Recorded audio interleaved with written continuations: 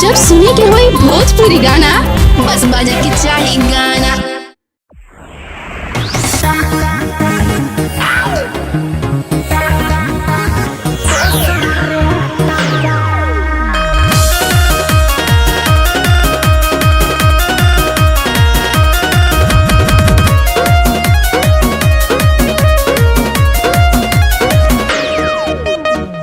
जवानी तहर से लागल हो कि न करे लागल बोलो भावा चालू बाटे कितने लोग के तेल लागल।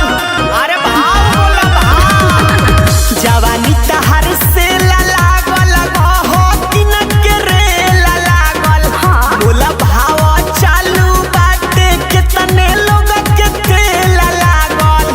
कितना खर्चा देखे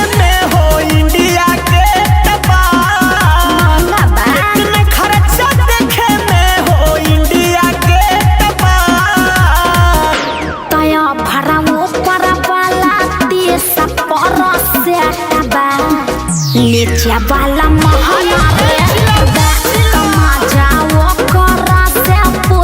जकरा भेटबा नीचे वाला दोसर रेटबा।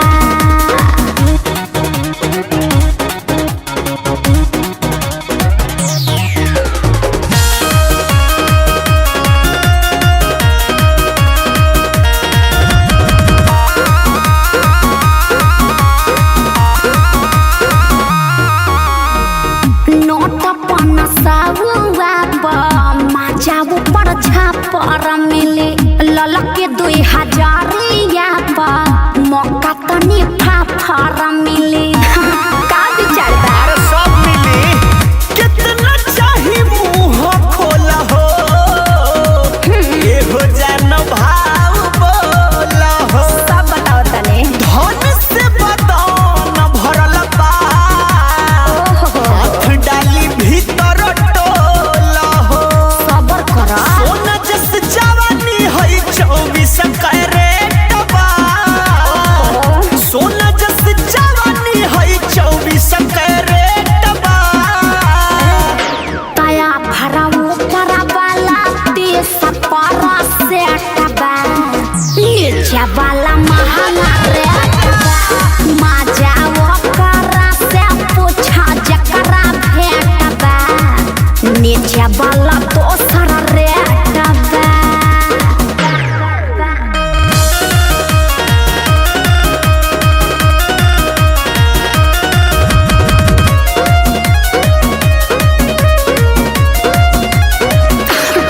सुना जतना लोग देखले बाड़े हम क्या महफिल में सूरत हमारा धौसल बाटे सभा का हो दिल में। तू ऐसन चीज हवे मारू तब का चीज तोहर सुपर लागता सचो नीचे औरी ऊपर लागता। अयो मयो सौदला जवाब वाला हो का दोनों तोहरा बुफर लागता।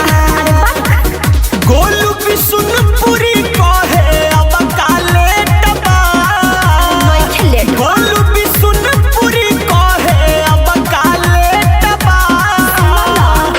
तया भराऊ परवाला 30 पर सेट बा नीचे वाला महंगा जाओ करा से पूछा जकरा भेटबा नीचे वाला दोसर रेटबा।